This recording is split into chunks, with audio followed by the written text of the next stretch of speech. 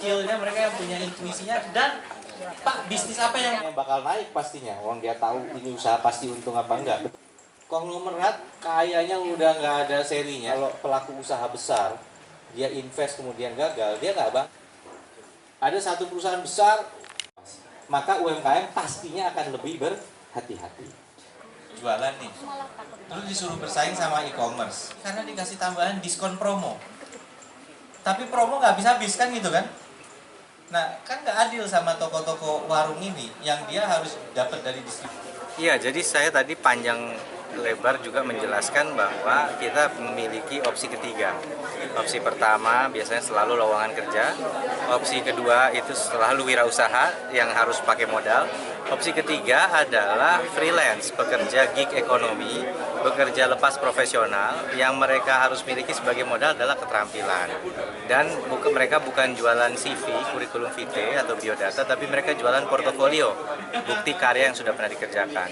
Ini bisa untuk desainer grafis, fotografer, videografer, kreator konten, digital marketing, bahkan sampai ke profesi pembukuan. Misalnya itu juga pembukuan keuangan itu juga sudah terwadai oleh Millennial Job Center yang sudah membantu lebih dari 10.000 UMKM dan menghasilkan ribuan talenta anak-anak muda yang kini punya modal portofolio tadi untuk nyari kerja sendiri. Karena klien-klien akan percaya bahwa dia itu mumpuni kemampuannya. Nah, ini kesadaran dari UMKM untuk mulai melibatkan ahlinya. Kalau dulu kan konsepnya orang sudah bikin misalnya perhiasan, manik-manik atau bikin keripik atau camilan atau produk mamin, suruh ikut mikir juga gimana dia sendiri yang melakukan desain, yang melakukan pemasaran kan nggak bisa. Serahkanlah pada ahlinya, kita buatkan pasukan transformasi digital. Udah ada ribuan di seluruh penjuru Jawa Timur. Kalau dari Madiun yang dekat ini di Bakorwil, Ponorogo yang dekat di Bakorwil Madiun misalnya. Itu mereka sudah siap untuk membantu UMKM-UMKM di seluruh penjuru Jawa Timur dan sekaligus tadi menciptakan lapangan kerja baik dengan membantu UMKM menjadi lebih unggul maupun dia bisa menjadi talenta. Hari ini aja saya udah ketemu satu tadi, Mas Sigit.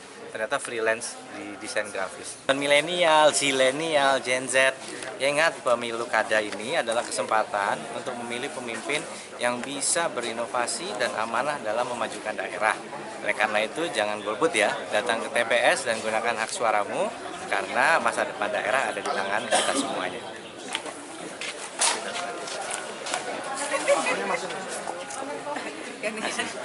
Maturun, Mas. Ayo. Ini ownernya. Oh, oke, tempatnya ya, Nak? Ya, namanya apa? Reo Coffee. Reo Coffee. Reo Coffee.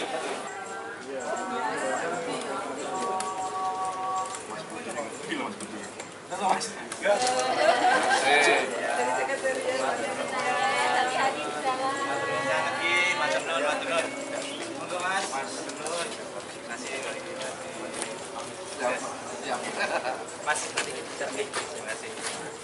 Matur nuwun.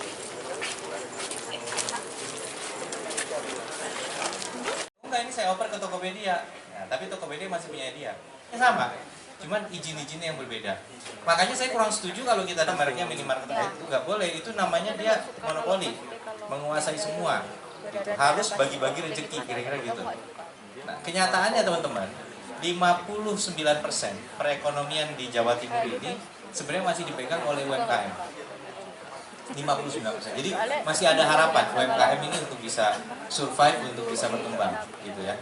Jadi nggak perlu kita terlalu khawatir bahwa UMKM kita ini akan terlibas dan tergilas. Tapi pemerintah harus terus-menerus memberikan keberpihakan. Dan mereka yang punya skillnya, mereka yang punya intuisinya, dan Pak, bisnis apa yang bakal naik pastinya. Orang dia tahu ini usaha pasti untung apa enggak. Konglomerat kayaknya udah nggak ada serinya. Kalau pelaku usaha besar, dia invest kemudian gagal, dia nggak bang. Ada satu perusahaan besar, maka UMKM pastinya akan lebih berhati-hati. Jualan nih, terus disuruh bersaing sama e-commerce, karena dikasih tambahan diskon promo. Tapi promo nggak habis-habis kan gitu kan? Nah, kan nggak adil sama toko-toko warung ini yang dia harus dapat dari distribusi. Iya, jadi saya tadi panjang lebar juga menjelaskan bahwa kita memiliki opsi ketiga. Opsi pertama biasanya selalu lowongan kerja. Opsi kedua itu selalu wirausaha yang harus pakai modal. Opsi ketiga adalah freelance, pekerja gig ekonomi, bekerja lepas profesional yang mereka harus miliki sebagai modal adalah keterampilan. Dan mereka bukan jualan CV, kurikulum vitae atau biodata, tapi mereka jualan portofolio, bukti karya yang sudah pernah dikerjakan. Ini bisa untuk desainer grafis, fotografer, videografer, kreator konten, digital marketing, bahkan sampai ke profesi pembukuan. Misalnya itu juga pembukuan keuangan itu juga sudah terwadahi oleh Millennial Job Center yang sudah membantu lebih dari 10.000 UMKM dan menghasilkan ribuan talenta anak-anak muda yang kini punya modal portofolio tadi untuk nyari kerja sendiri. Karena klien-klien akan percaya bahwa dia itu mumpuni kemampuannya. Nah, ini kesadaran dari UMKM untuk mulai melibatkan ahlinya. Kalau dulu kan konsepnya orang sudah bikin misalnya perhiasan, manik-manik atau bikin keripik atau camilan atau produk mamin. Suruh ikut mikir juga gimana dia sendiri yang melakukan desain, yang melakukan pemasaran kan nggak bisa. Serahkanlah pada ahlinya, kita buatkan pasukan transformasi digital. Udah ada ribuan di seluruh penjuru Jawa Timur. Kalau dari Madiun yang dekat ini di Bakorwil, Ponorogo yang dekat di Bakorwil Madiun misalnya. Itu mereka sudah siap untuk membantu UMKM-UMKM di seluruh penjuru Jawa Timur dan sekaligus tadi menciptakan lapangan kerja baik dengan membantu UMKM menjadi lebih unggul maupun dia bisa menjadi talenta. Hari ini aja saya udah ketemu satu tadi, Mas Sigit. Ternyata freelance di desain grafis. Milenial, zilenial, Gen Z. Ya ingat, pemilu kada ini adalah kesempatan untuk memilih pemimpin yang bisa berinovasi dan amanah dalam memajukan daerah. Oleh karena itu, jangan golput ya. Datang ke TPS dan gunakan hak suaramu karena masa depan daerah ada di tangan kita semuanya.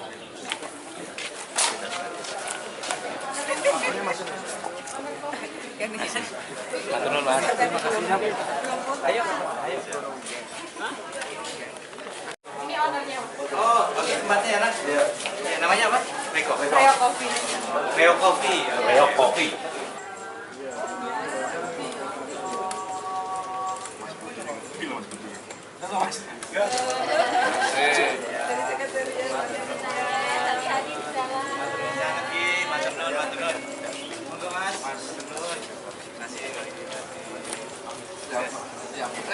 Mas